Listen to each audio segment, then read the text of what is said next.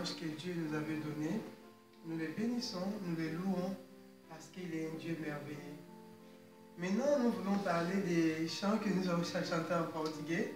La première chanson nous parle de l'enlèvement, que ça sera le moment de, quand on parle de julgamento, c'est le jugement. Donc les jours de jugement, comment je peux dire, les jours là de l'enlèvement sera un temps difficile.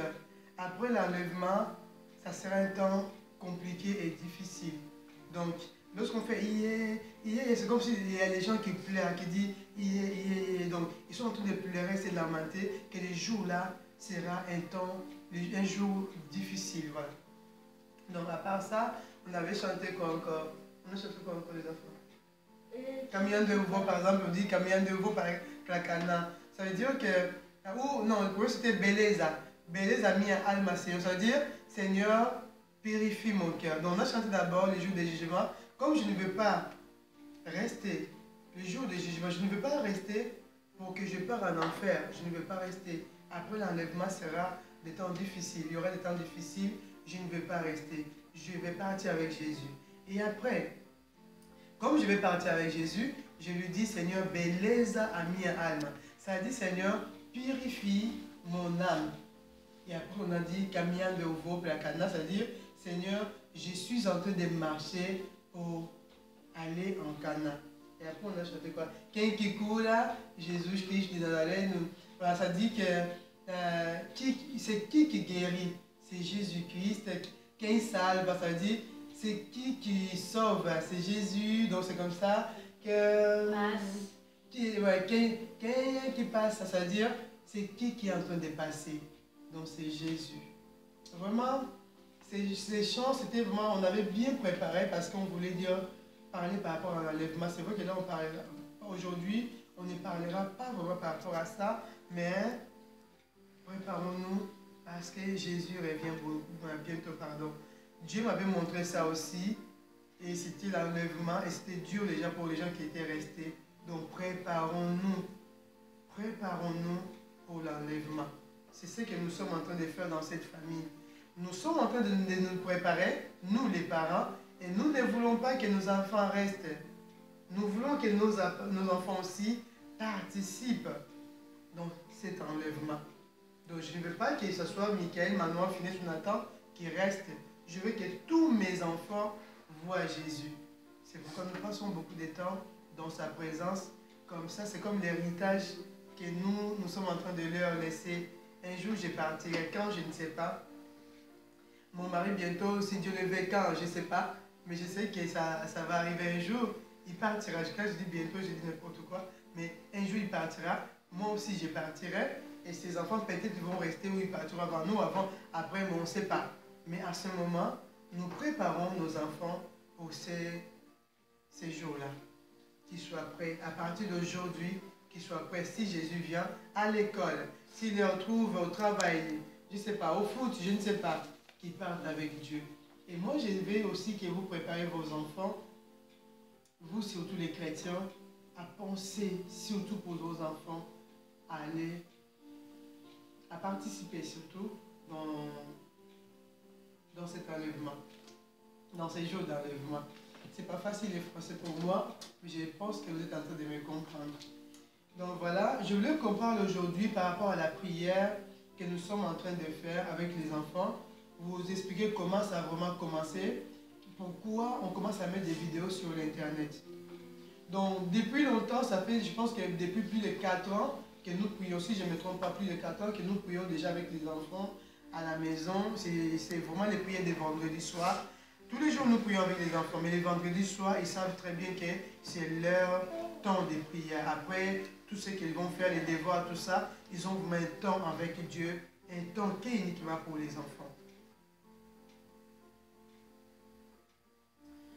Voilà, donc ça fait beaucoup d'années déjà qu'on les fait, mais depuis les mois, je pense que c'était l'année dernière, au mois d'octobre, c'était les 4, on avait un temps de prière.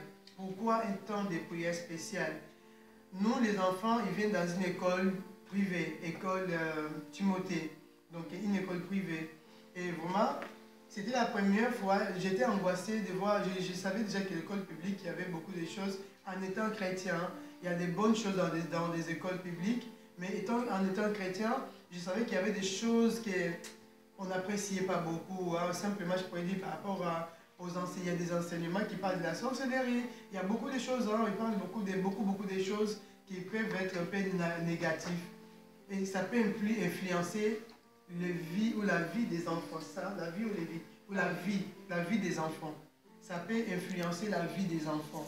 Et ça me faisait très très mal lorsqu'il fallait qu'on parle de cette école pour... lui, il allait partir au collège, les autres, voilà, on n'avait pas encore décidé. Mais après, on a décidé qu'il soit dans une école qui est proche de chez nous. C'est une école publique, pardon. Ça se passe très bien. Mais il y avait quand même des choses, comme j'ai dit, il y avait des enseignements qu'on trouvait que... C'est par rapport au livre des lectures, par exemple, hein, je parle plus de mon fils Manoa. Donc, dans ces enseignements, il y avait des lectures un peu compliquées. Ça parlait de la sorcellerie, des sirènes qui voulaient se marier avec des gènes sur la terre, des choses comme ça. Et ça m'a beaucoup interpellé. Je compris que, donc, s'ils voulaient faire des dessins, s'ils avaient des dessins à faire, ils devaient, par exemple, faire une liste une fois. C'était arrivé qu'il y avait un cours, les cours d'anglais, et il fallait dessiner des démons pour faire des couleurs, tout ça. Pendant que pour un enfant, je trouve que ce n'était pas vraiment, on pouvait pas défouler des choses pour faire des couleurs. Pourquoi toujours une tête de mort? Donc il y a des choses, hein, je ne pourrais pas beaucoup parler, mais il y a beaucoup de choses dans les livres. À la fin, et après j'avais vérifié les livres. Je passe vite parce qu'on n'a pas le temps. J'avais vérifié, j'avais trouvé dans les livres, de quoi, quelle classe, CMD, ça? CMD? CM1. Voilà, livre de CM1. Donc j'ai trouvé des choses bizarres. C'est comme si dans le livre de lecture, il y avait beaucoup de peurs dedans. J'ai trouvé qu'on faisait plus peur aux enfants. Et après, je vois quoi? À la fin, j'ai beaucoup vérifié, j'ai bien regardé. À la fin, je vais voir l'histoire du diable, des démons. Et les diables, vraiment personne. Satan, vraiment personne dans les livres. Ça m'avait fait très très mal. Mes enfants, ils savent. J'avais même pleuré. J'ai dit, Seigneur, c'est ce que je n'ai pas voulu pour mes enfants.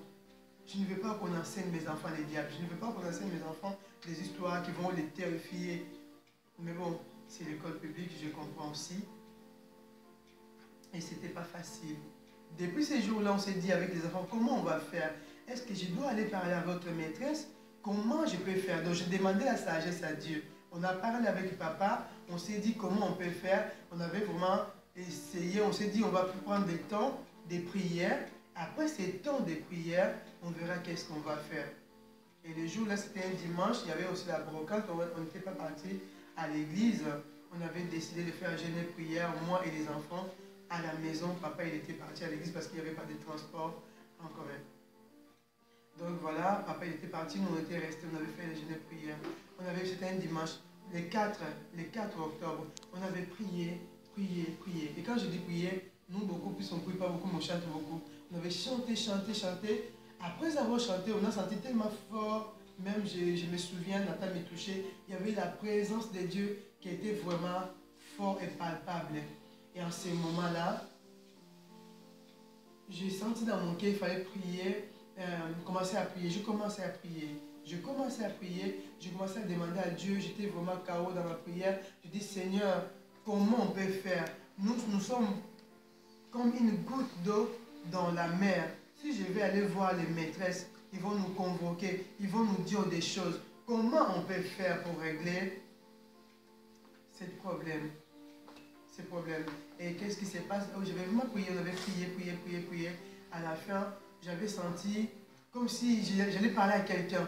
Et cette personne-là, j'ai pensé dans ma tête, je dis, je veux parler à telle personne.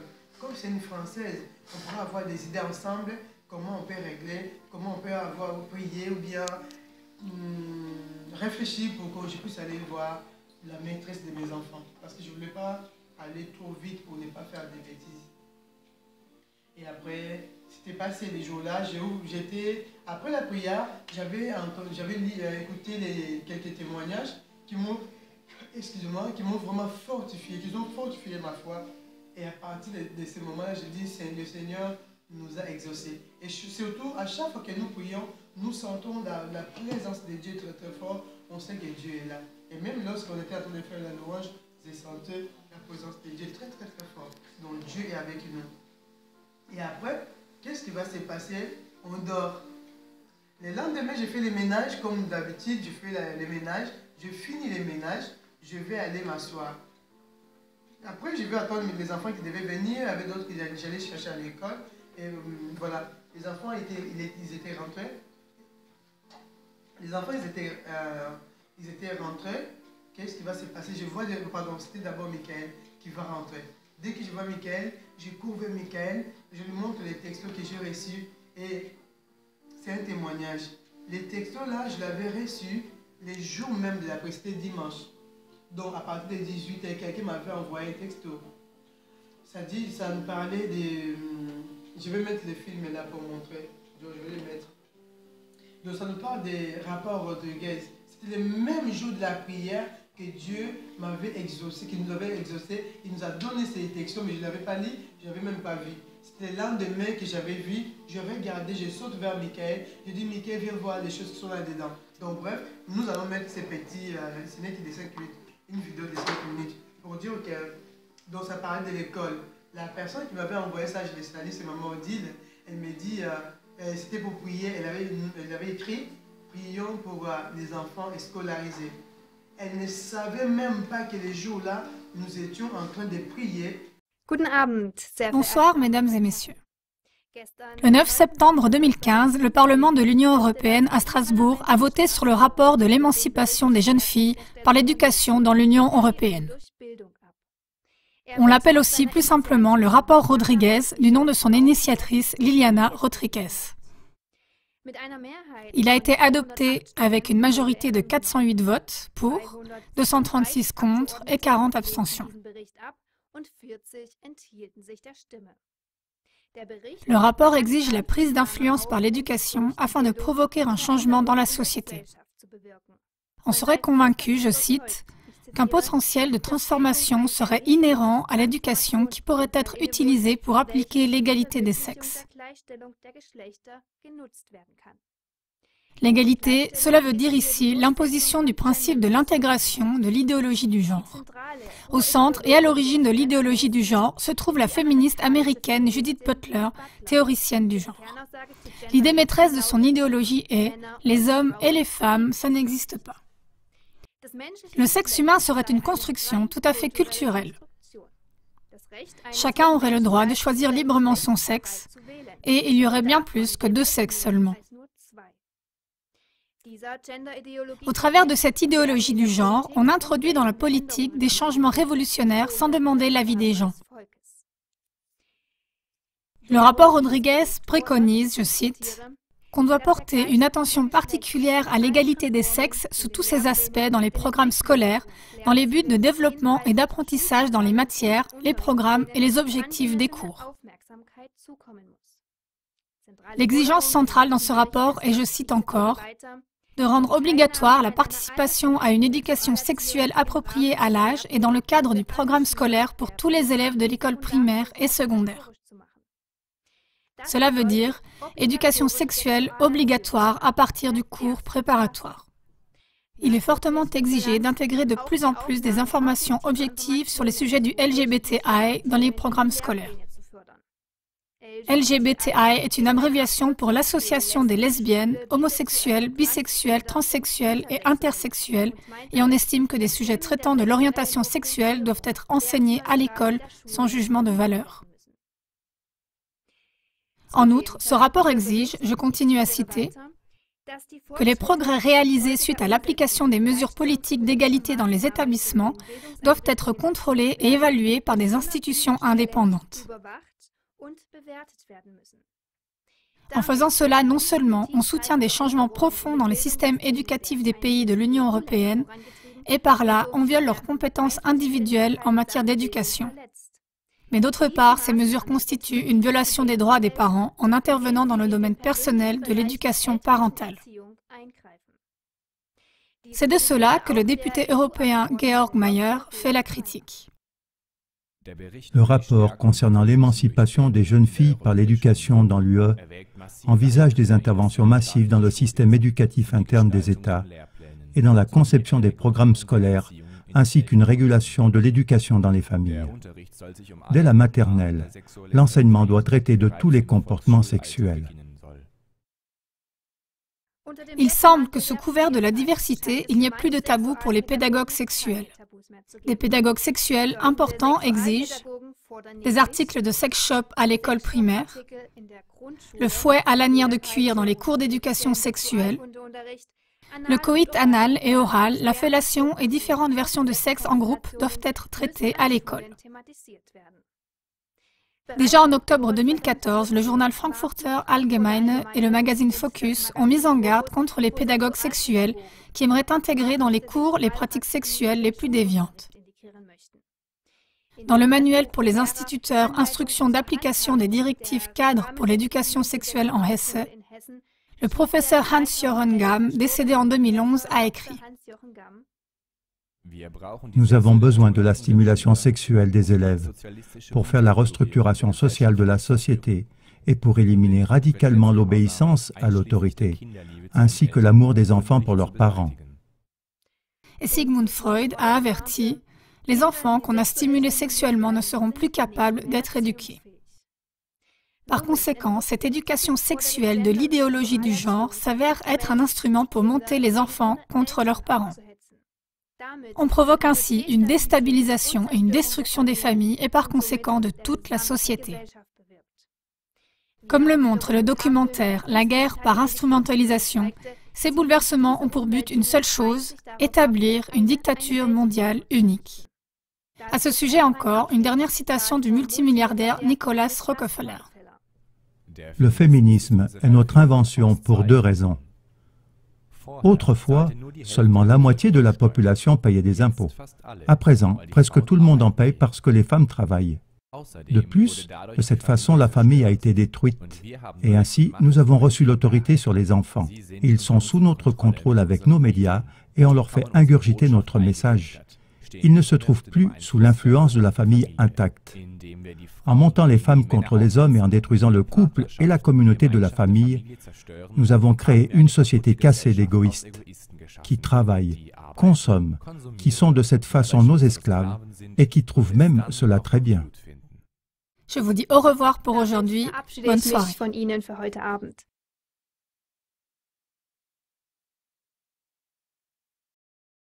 Chers téléspectateurs, bienvenue dans nos studios.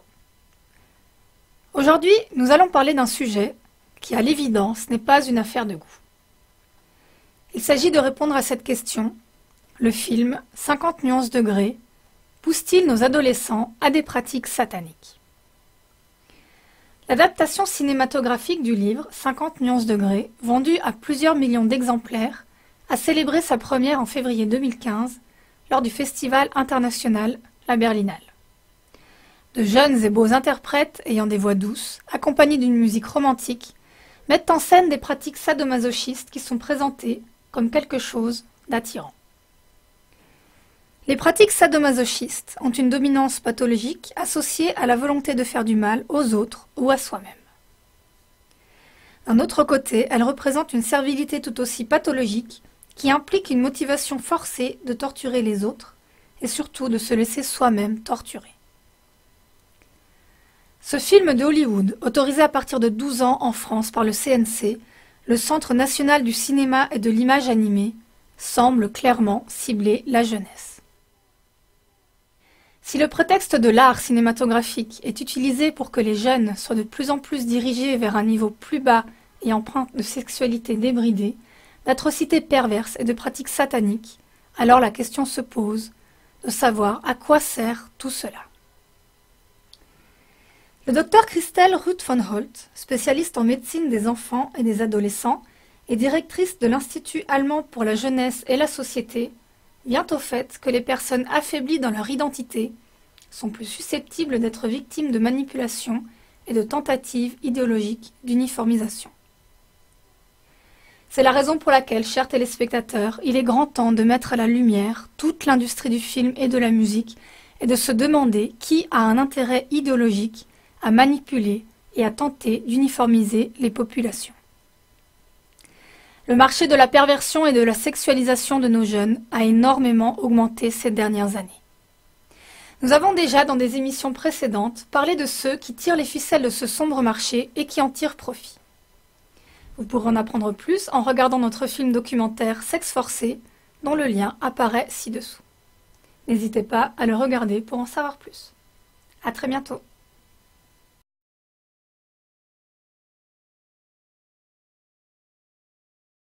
Par rapport aux écoles, et quand je parle des écoles, c'est beaucoup plus les écoles publiques, par rapport à leur éducation. Voilà, fonctionnement, tout ça. Et après, lorsque je prends ça devant Mickey, j'étais en larmes parce que j'avais compris que leur décision, je vous dis ça avec beaucoup, comment je peux l'expliquer, avec beaucoup de souffrance dans mon cœur, mais il y a des décisions de plus en plus mauvaises, voilà. Il y a vraiment beaucoup de décisions qui ne sont pas bien, qu'ils ont prises. Donc je vais vous montrer la vidéo et nous allons voir ensemble. Et après, j'ai vu Michael, j'ai parlé avec lui, j'étais pas bien et je lui ai montré la vidéo et j'ai dit Dieu nous a exaucés.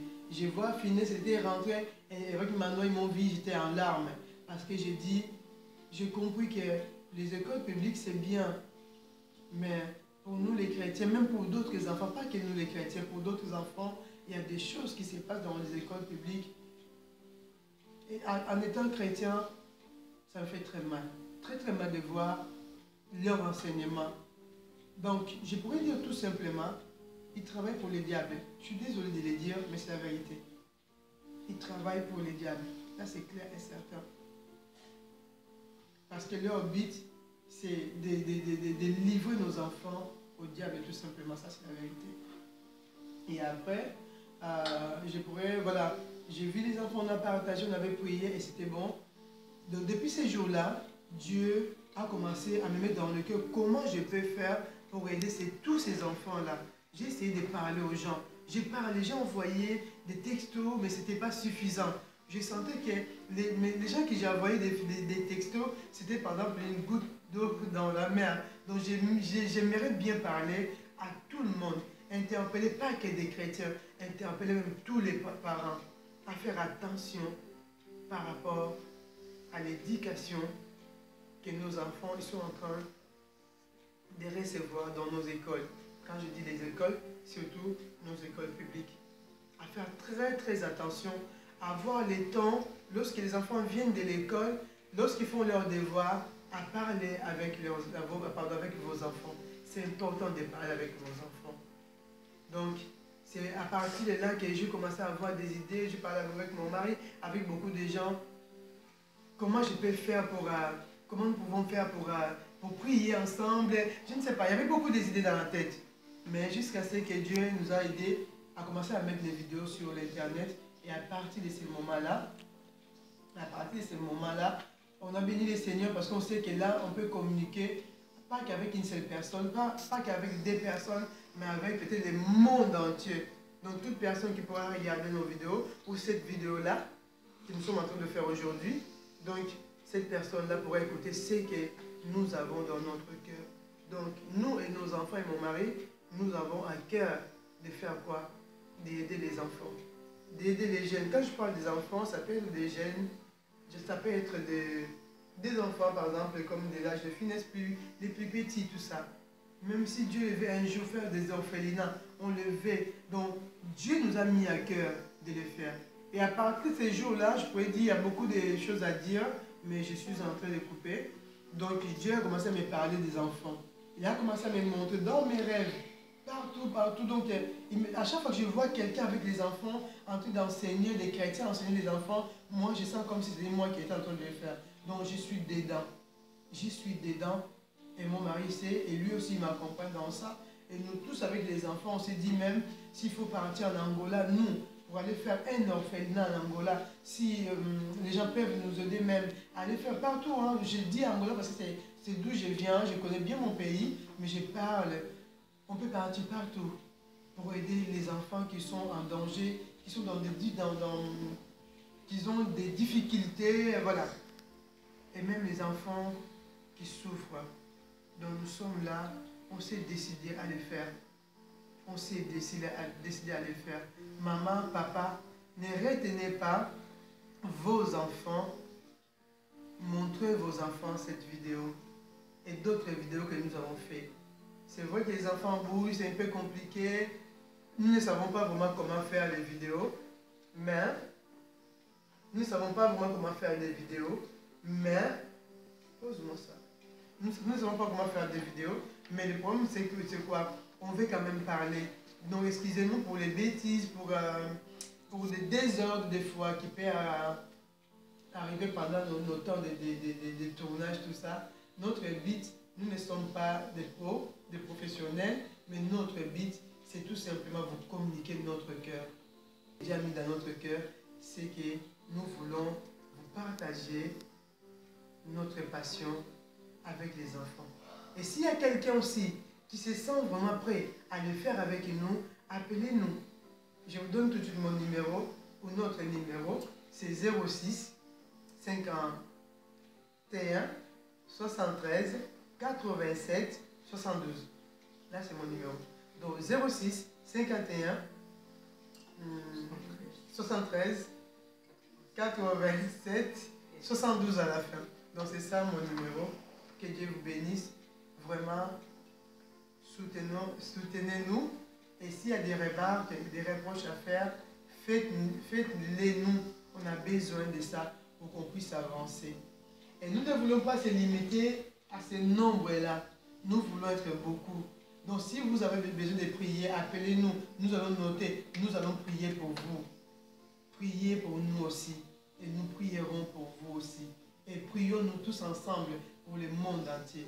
Il y a beaucoup de choses à dire. Aujourd'hui, oui, mais aujourd'hui, nous allons nous limiter là à dire que prier sans cesse.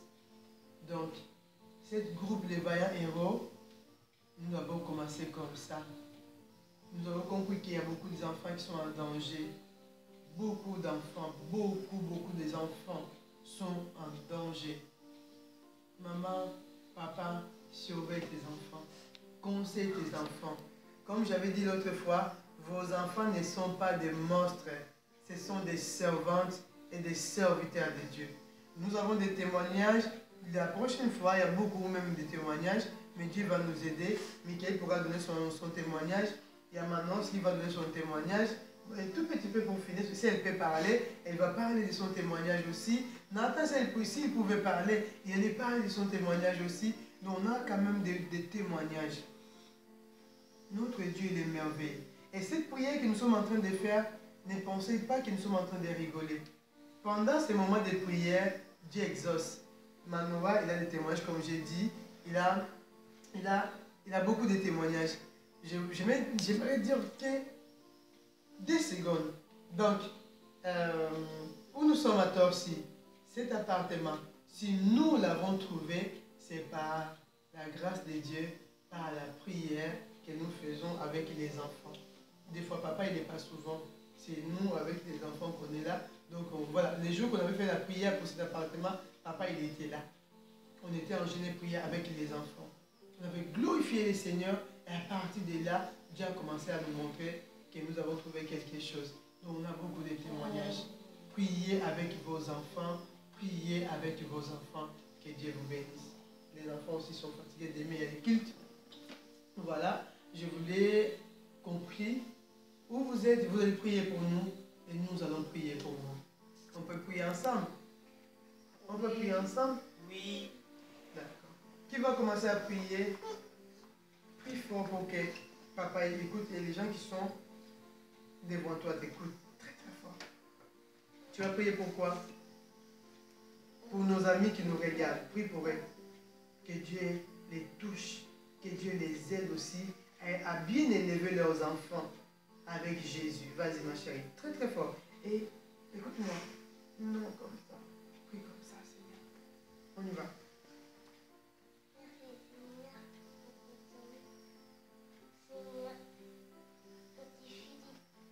Les personnes qui vont regarder cette vidéo, Seigneur, c'est pour leurs enfants, Seigneur, qui soutiennent leurs enfants, Seigneur, parce que il y a des écoles publiques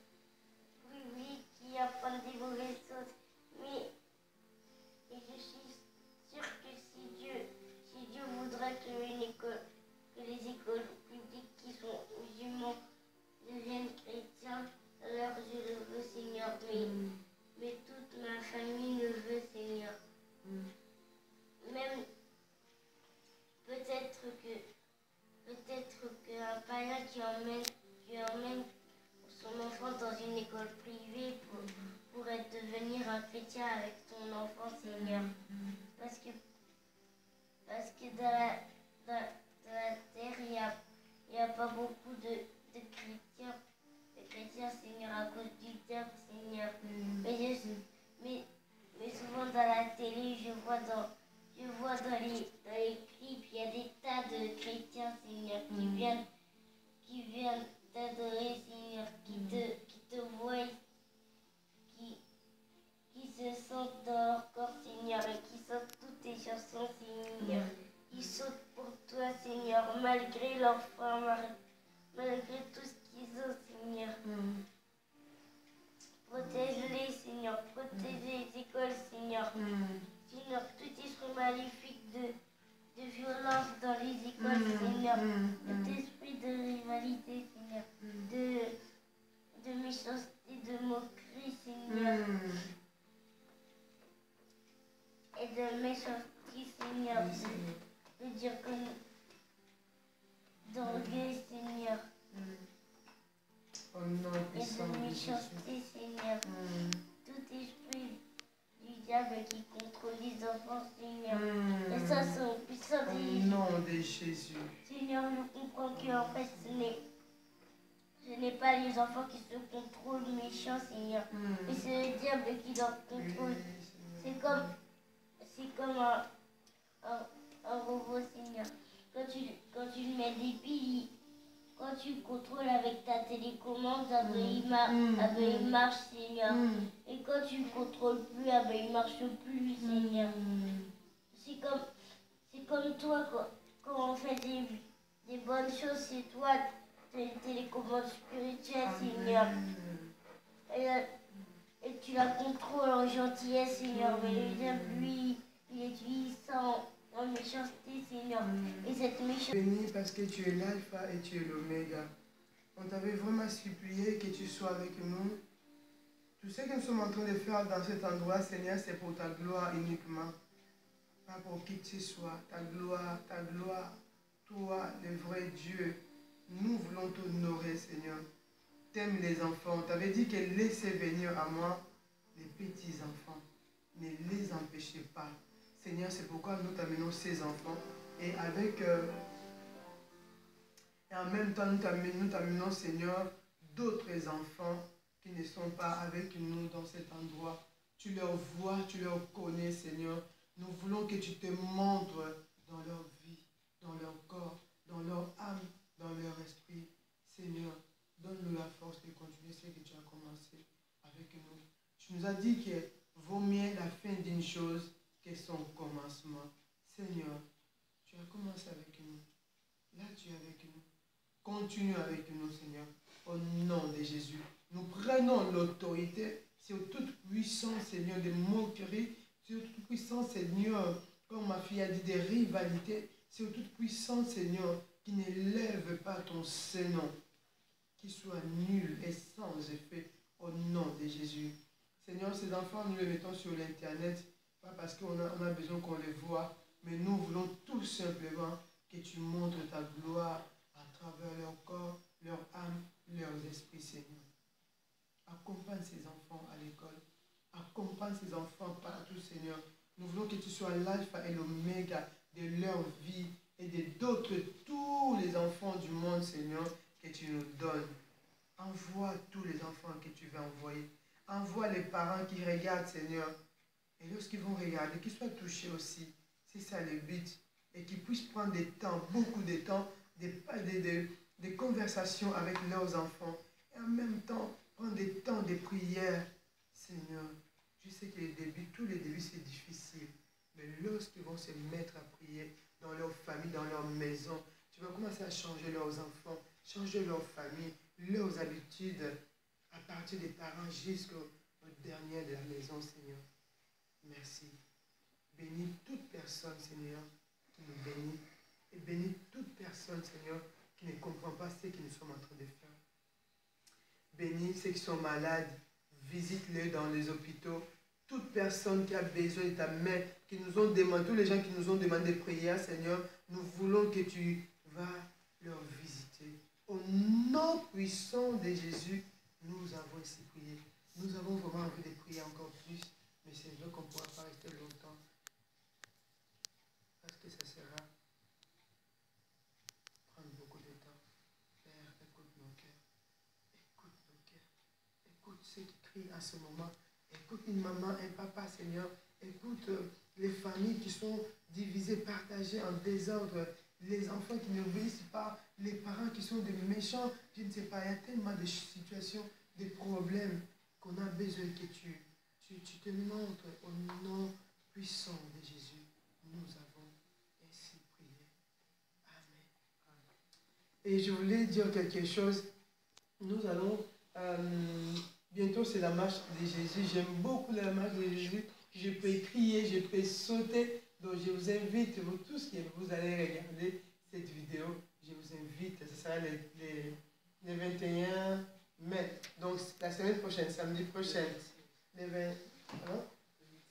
Oui, c'est prochain.